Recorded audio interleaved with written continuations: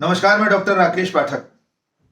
केंद्रीय मंत्री, ग्वालियर, चंबल और मध्य प्रदेश के दिग्गज नेता ज्योतिरादित्य सिंधिया के खिलाफ उनकी ही पार्टी में से आवाज उठी है।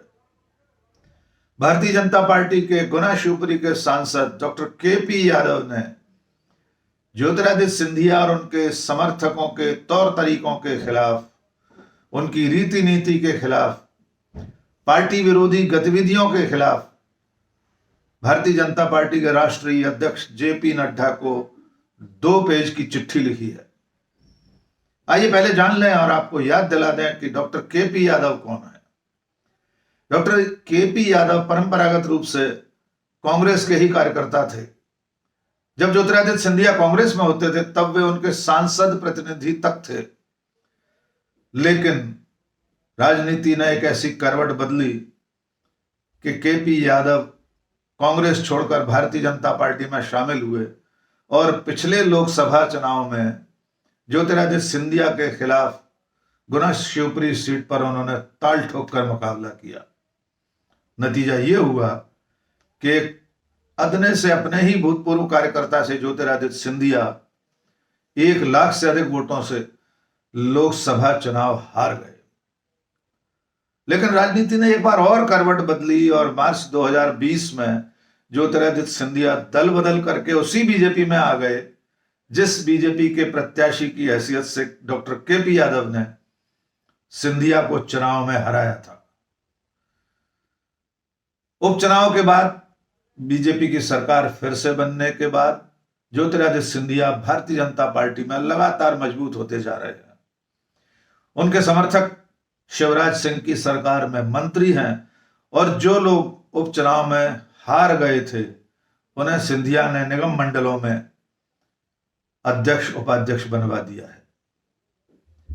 लेकिन मुद्दा यह है कि ज्योतिरादित्य सिंधिया और उनके समर्थकों के तौर तरीके से लगातार उनके समर्थकों के सत्ता के केक में से अपना हिस्सा पाने से जो बीजेपी का परंपरागत कार्यकर्ता है, जो निष्ठावान कार्यकर्ता है, वो किस तरह बेचैन है, इसका एक उदाहरण डॉक्टर केपी यादव की इस चिट्ठी से मालूम होता है। 2 दिन पहले डॉक्टर केपी यादव ने राष्ट्रीय अध्यक्ष जेपी नड्डा को चिट्ठी लिखी है। उसमें उन्होंने कहा है कि ज्योतिरादित्य सिंधिया के जो समर्थक, मंत्री और कार्यकर्ता हैं वे लगातार उनकी, यानी डॉक्टर केपी यादव जो बीजेपी के सांसद हैं गुना शिवपुरी से, उनकी और उनके समर्थकों की उपेक्षा कर रहे हैं। उन्हें सरकारी और पार्टी के कार्यक्रमों में आमंत्रण तक नहीं मिलता। उद्घाटन और लोकार्पण की शिला पट्टिका में स्थानीय सांसद होने के नाते डॉक्टर केपी यादव का नाम भी सम्मान के साथ दर्ज नहीं होता। ये चिट्ठी में लिखा है केपी यादव ने। उन्होंने लिखा है कि वो जो कमेटी है जिसके वे अध्यक्ष हैं, जब उनकी अध्यक्षता में इसकी मीटिंग होती है तो उसमें भी सिंधिया समर्थक जो जनप्रतिनिधि हैं वे जानबूझकर उसका बाइकाट करते हैं।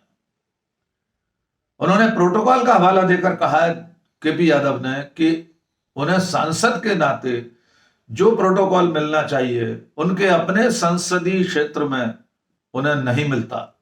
न प्रशासन के लोग उनको कोई मान सम्मान दे रहे हैं, न पार्टी के भीतर जो भारतीय जनता पार्टी में सिंधिया समर्थक खेमा है, सिंधिया समर्थक जो जनप्रतिनिधि हैं, विधायक हैं, मंत्री हैं, चूंकि गुना, शिवपुरी, अशोकनगर तीनों जिलों में सिंधिया के समर्थक ही प्रभारी मंत्री हैं, इसलिए उनके दखल के कारण डॉक्टर केपी यादव की लगातार उपेक्षा हो रही है।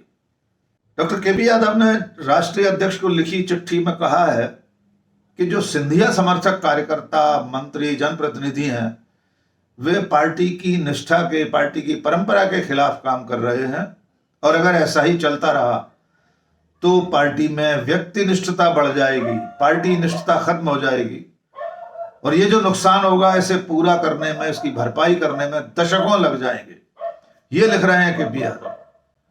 डॉक्टर यादव ने अपनी चिट्ठी की शुरुआत इस तरह की है कि उन्होंने गुना शिवपुरी जो कांग्रेस का अजेय गढ़ था उसे भारतीय जनता पार्टी के प्रत्याशी के तौर पर उन्होंने ध्वस्त किया था, उसे जीता था। यानी ज्योतिरादित्य सिंधिया को हराने की बात भी वे याद दिला रहे हैं।